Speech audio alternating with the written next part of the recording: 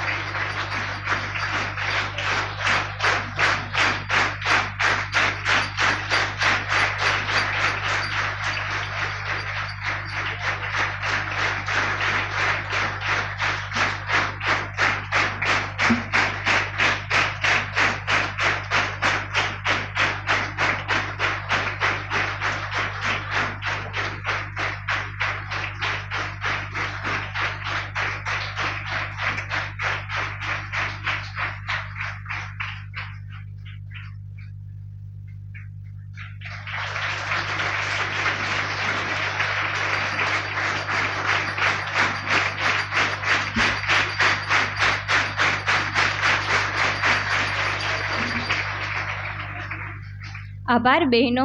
તો અરુણદાદાનો વિશેષ પરિચય પ્રથમ વર્ષીય તાલીમાર્થી ભાઈઓ બહેનોને ગઈકાલના સંમેલનમાં લોકભારતી અધ્યાપન મંદિરના આચાર્ય શ્રી જગદીશભાઈએ વિશેષ રૂપે કરાવ્યો છે. તો હું જગદીશભાઈને વિનંતી કરીશ કે તેઓ આવકાર ભૂમિકા બાંધશે. તો જગદીશભાઈ.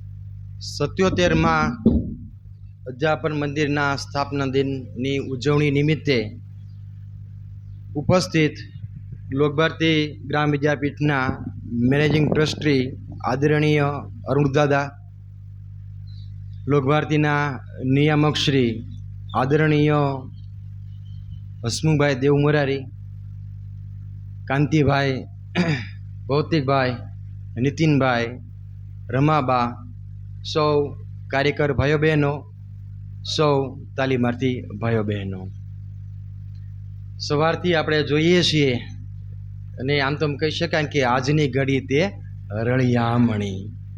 તો 2-3 દિવસથી આપણે જે પૂર્વ તૈયારી કરી રહ્યા છીએ અને જેની રાહ જોઈ રહ્યા હતા તે આજનો દિવસ એટલે કે લોકભારતી અધ્યાપન મંદિરનો જન્મ દિવસ એમ કહી શકાય, સ્થાપના દિન.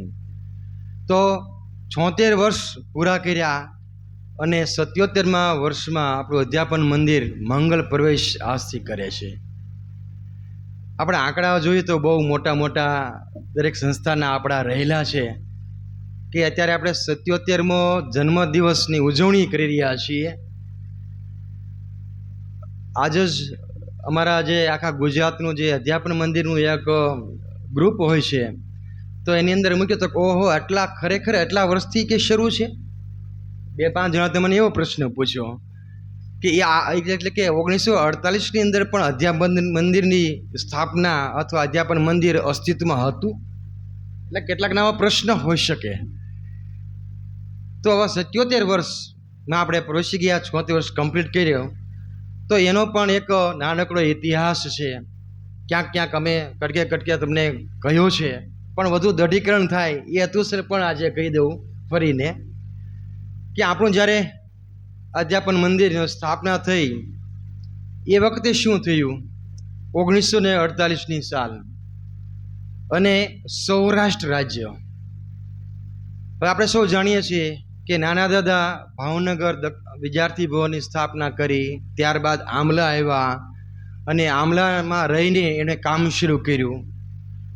એ વખતે તેઓ પણ કેળવણી પ્રધાન હતા, એટલે કે શિક્ષણ મંત્રી હતા સૌરાષ્ટ્ર રાજ્યના, ને ઢેભરભાઈ એ મુખ્યમંત્રી હતા. આમલાની અંદર થોડું ઘણું કામ એ બાળ મંદિરના શિક્ષકોને બહેનો હોય એને ઘડવાનું કામ એ વખતે શરૂ હતું.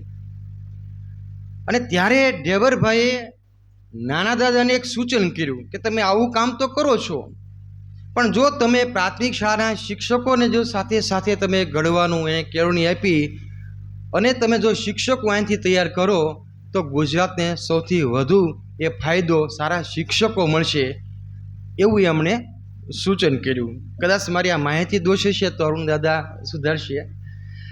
તો એ વખતે મેં કહ્યું એમ કે નાના દાદા પણ જે છે એ કેળવણી પ્રધાન, એ વખતે તેઓ રાજકોટ રહેતા અને મનુદાદા આપણે સાથે અહીંયા કામ કરતા. મનુદાદા અહીંયા આમલા હતા એ વખતે, અને મનુદાદાને આ વાત કરી કે આપણે એક અધ્યાપન મંદિર જે છે એ ખોલવાનું છે, સ્થાપના કરવાની છે આપણે. તો તરત જ એનો બોલ ઝીલી લીધો મનુદાદાએ, અને આપણા બધા જે સ્થાપકો એ છે એમણે કઈ રીતે આવી રીતે જ કાંઈક કામ કર્યું છે કે ભાઈ જે કાંઈ આપણે સ્થાપનાનું હોય, જે કાંઈ શરૂ કરવાનું કામ હોય ને એટલે તરત જ એ શરૂ કરી દે. અને પછી દક્ષિણામૂર્તિ દેવ જે છે ને એને આપણે એ વાત કરી દે. આમલાની અંદર પણ કંઈક આવું જ થયું હતું. જ્યારે આવ્યા હતા નાના દાદા શરૂઆતની અંદર ત્યારે બહુ ઓછા વિદ્યાર્થીઓ, 2-3 વિદ્યાર્થીઓ, અને ત્યારે નાના દાદા લખે છે કે મેં રાહ જોઈ હતી કે કોઈનો વિદ્યાર્થી આવે તો દક્ષિણામૂર્તિ દેવ એ વિદ્યાર્થી થઈને આવશે. એટલે અહીંયા કાંઈ નહીં, એવું કાંઈ બિલ્ડિંગ નહીં, અધ્યાપન મંદિરનું પહેલાં આપણે બિલ્ડિંગ કરી નાખીને ઉદ્ઘાટન કરીએ એવું કંઈ નહીં. અને મનુદાદાની સાથે અરુણ દાદા ખૂબ રહેલા છે, એટલે પણ એનામાં મને આવું જ મેં જોયું છે. જ્યારે આપણે આ બીવોકનું જ્યારે સ્થાપના થઈ, બીવોકનું આપણે ઊભું કર્યું ત્યારે એવું કહીશું આપણે કંઈ બિલ્ડિંગ પહેલાં ઊભું નહોતું કર્યું. એવી રીતે આપણે KVK જ્યારે શરૂઆત કરી ત્યારે એનું કંઈ બિલ્ડિંગ નહોતું, એ વિજ્ઞાન ભવનમાંથી એની શરૂઆત થઈ હતી. એવી જ રીતે આપણે જોઈએ છીએ અત્યારે આપણો સરસ ડિપાર્ટમેન્ટ અત્યારે ઉભરી આવ્યો છે તે આપણે યુનિવર્સિટી, તો અત્યારે પણ કેવા સરસ મજાના બિલ્ડિંગો થઈ રહ્યા છે. પણ જ્યારે એવું નક્કી કર્યું ત્યારે એવું કંઈ બિલ્ડિંગો નહોતી, પણ મનોરથ બહુ ઊંચા હતા. તો એવી રીતે સોનગઢ મુકામે, અને એ પણ ઢેભરભાઈના હસ્તકે ત્યાં પ્રાંત બંગલાની અંદર આપણું અધ્યાપન મંદિર એ શરૂ કર્યું.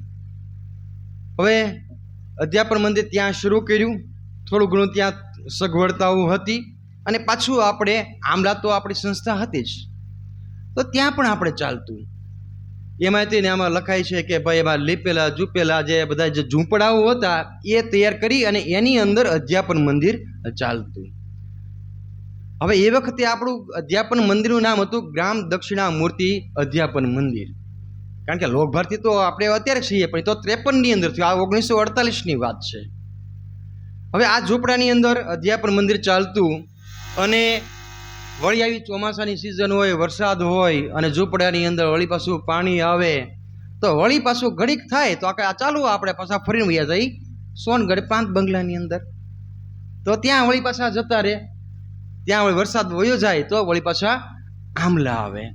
આવી રીતે એ 54 સુધી ચાલ્યું. ત્યાં 1953ની અંદર ઉચ્ચ શિક્ષણ માટે એ લોકભારતીની સ્થાપના નાના દાદાએ કરી, અને આપણું જે અધ્યાપન મંદિર છે એનો જે પ્રવૃત્તિઓ જે છે એને મહત્ત્વ સ્વીકારી અને 1954ની અંદર અધ્યાપન મંદિર જે છે એને લોકભારતીમાં એને સ્થાન મળ્યું. એટલે 53ની અંદર સ્થાપના લોકભારતીની અંદર, અને આપણું અધ્યાપન મંદિર જે છે એ 1954ની અંદર આવા આપણા રળિયામણા આ કેમ્પસ ઉપર આપણને અહીંયા સ્થાન મળ્યું. તો આવી રીતે આપણું 1954થી લોકભારતીની અંદર આપણું આ અધ્યાપન ચાલે. વચ્ચે શરૂઆતની અંદર વચ્ચે પાછું આપણે શેત્રુંજી ડેમ, મનોદાદા ખૂબ ત્યાં રહેતા, અને શેત્રુંજી ડેમ જ્યારે ડેમ બંધાતો એના જે ક્વાર્ટર્સ જે હતા એ ડેમનું કામ પૂરું થઈ ગયું તો એના ક્વાર્ટર્સ ખાલી હતા, તો એ ક્વાર્ટર્સની અંદર આપણે એક વર્ગ ત્યાં ચલાવવાનું નક્કી કર્યું. તો એક વર્ગ અહીંયા પણ ચાલે અને એક વર્ગ આપણો એ શેત્રુંજી ડેમ પર ચાલે. વળી ત્યાં પાણીના પ્રદૂષણના કેટલાક એવા પ્રશ્નો આવ્યા અને આપણે યુનિટ બંધ કરવું પડ્યું. અને એ યુનિટને આપણે લઈ ગયા પાછા માયધાર પણ વર્ષો સુધી આપણે સરસ રીતે એક વર્ગ આપણે ત્યાં ચાલતો, અને ત્યાં પણ અનૌપચારિક કેળવણી પણ ઘણી બધી આ અધ્યાપનની સાથે સાથે પ્રવૃત્તિઓ બધી જે આજુબાજુના ગામડામાં જઈને ભાવનાબેન છે, રમેશભાઈ છે, એ વખતના કાર્યકરો અજયભાઈ પણ અત્યારે અહીંયા છે, એ પણ માયધાર સંસ્થાની અંદર અધ્યાપન ત્યારે કામ કરતા. તો આવી રીતે ત્યાં પણ એવી રીતે બધી જ અનૌપચારિક શિક્ષણ ગામડાઓમાં જઈને અધ્યાપનની સાથે સાથે કરતા. ત્યાં પણ કેટલાક પ્રશ્નો પાણીના એ બધું આવ્યું, અને ત્યાં આપણે બંધ કરીને આપણે બંને ક્લાસ, આપણા બંને વર્ગો એ અધ્યાપનમાં એ ચાલવા લાગ્યા. અધ્યાપનની આમ શરૂઆત થઈ છે ત્યારે મને લાગે છે કે એ વખતે ધોરણ 7 જે પાસ હોય એને શાળાંત પાસ કહેવાતા, અને શાળાંત પાસ જે પાસ હોય ને એ પીટીસી કરી શકતા, એને શિક્ષક બનાવવા માટે લાયક ગણાતા. તો કદાચ એ વખતનો રેશિયો, એ વખતનો જે કાંઈ નોર્મ્સ હશે એમાં શાળાંતનું હશે. એમાં સમય જતા ધોરણ 10 પછી એ પીટીસીમાં પ્રવેશ મળશે એવું નક્કી થયું. 1996-97માં ધોરણ 12 પછી એ હવે પીટીસીની લાયકાત ગણાણી, એટલે ધોરણ 12 પછી હવે ત્યારથી અત્યાર સુધી એ આપણે હવે ધોરણ 12 પછીનો અભ્યાસક્રમ એ બની ચૂક્યો છે. 2015 પછી આ પીટીસીનું નામ પણ જે છે બદલી ગયું, અને એનું નામ થયું DLED, એટલે કે ડિપ્લોમા ઇન એલિમેન્ટરી એજ્યુકેશન. તો આવી રીતે આપણા આ જે 76 વર્ષની જે યાત્રાઓ થઈ, આપણી જે શિક્ષણ યાત્રા, અને આ અધ્યાપને આ યાત્રા દરમિયાન ઘણા બધા તાલીમાર્થીઓને, અને આમ જોઈએ તો આંકડો તમને આપું તો 5553 એ રજિસ્ટર્ડ થયેલા આપણા તમારી સુધીના એ તાલીમાર્થીઓ છે. એટલે એટલા તાલીમાર્થીઓ આ બેન્ચ પૂરી થઈ છે એટલે બહાર પડશે. આપણા અનેક ભૂતપૂર્વ તાલીમાર્થીઓને ઘણી બધી સામાજિક સંસ્થાઓએ તેમને એવોર્ડથી નવાજ્યા છે. કોઈ મોરારી બાપુના એવોર્ડથી હોય, કોઈ સાંદીપની એટલે કે પૂજ્ય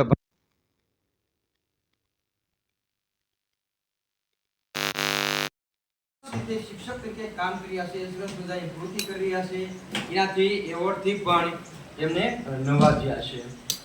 આપણા વડીલો હંમેશા કહેતા હોય છે કે અમે જ્યારે કોઈ બહાર જઈએ અને સારામાં સારી આપણે શાળા કોઈ જોઈએ આપણે, અને એ શાળાની અંદર સરસ મજાના બગીચાઓ હોય, સરસ મજાની પ્રવૃત્તિ થતી હોય, બાળ ગીતો ગવાતા હોય, એટલે તરત વડીલો આપણે એમ કે અહીંયા આપણા અધ્યાપન મંદિરનો કોઈ તાલીમાર્થી હશે.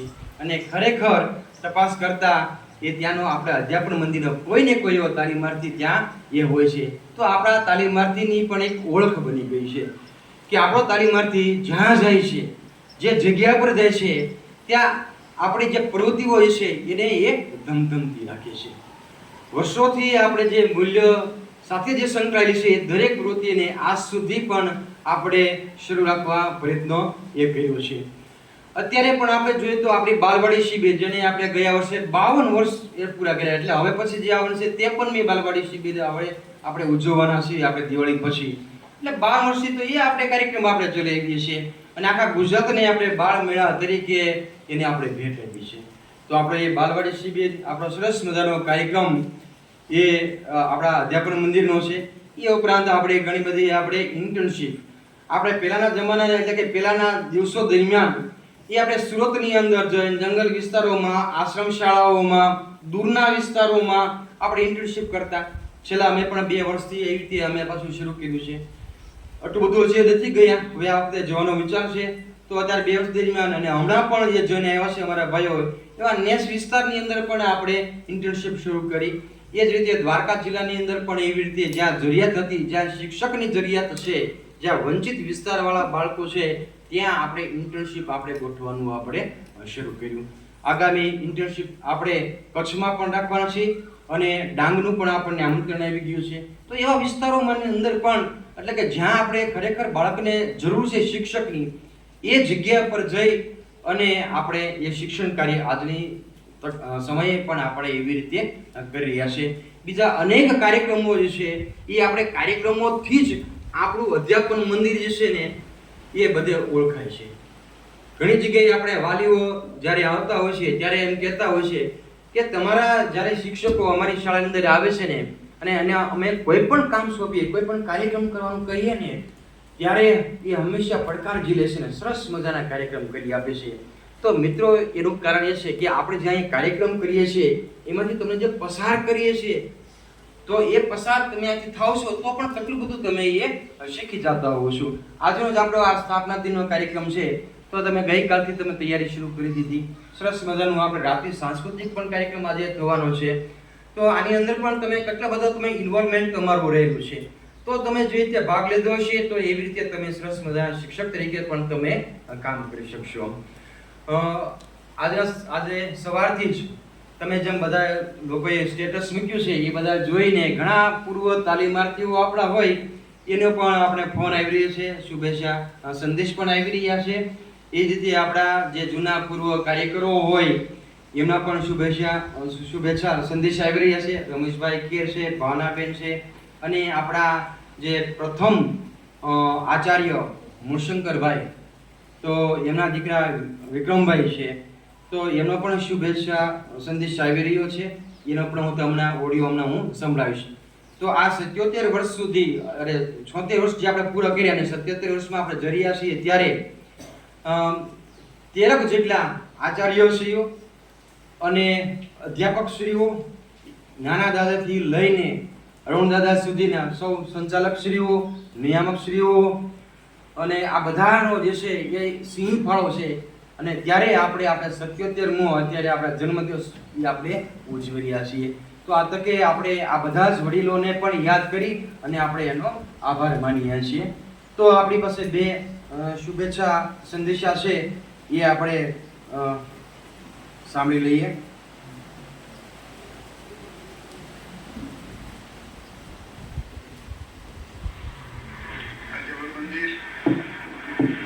શિક્ષકો, વિદ્યાર્થી ભાઈઓ અને બહેનો,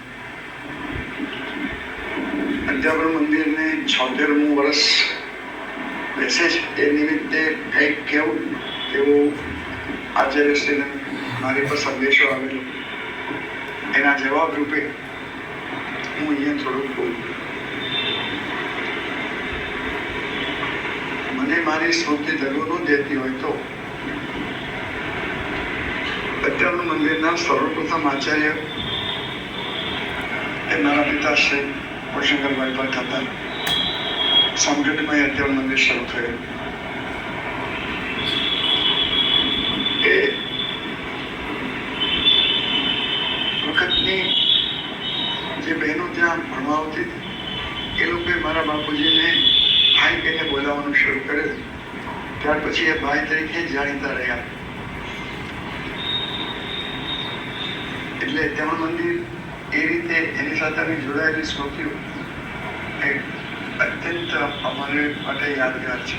મારી બંને બહેનો અધ્યાપન મંદિરમાં જ ભણી, ત્યાંથી જ પાસ થઈને પછી પ્રાથમિક શાળામાં શિક્ષિકા તરીકે કામ કર્યું. અધ્યાપન મંદિરને 76 વર્ષ પૂરા થયા એ નિમિત્તે ખૂબ આનંદની લાગણી અનુભવું છું. અને ઈચ્છું છું કે અધ્યાપન મંદિરમાંથી જે ભાઈઓ અને બહેનો ભણીને બહાર નીકળે તે ઉત્તમ શિક્ષકો તરીકે કામ કરે તેવી શુભેચ્છા આપું છું. આપ સૌનો આભાર માનું છું. અને આખી સંસ્થાઓ જે પરિસર છે એમાં અધ્યાપન મંદિર એક જુદું તરી આવે એ પ્રકારનું કામ ત્યાં થાય તેવી શુભેચ્છા આપું છું. ફરી ફરીને મારો આનંદ વ્યક્ત કરું છું. આભાર. એ જ રીતે ભાવનાબેનનો શુભેચ્છા સંદેશ આપણે સાંભળી લઈએ.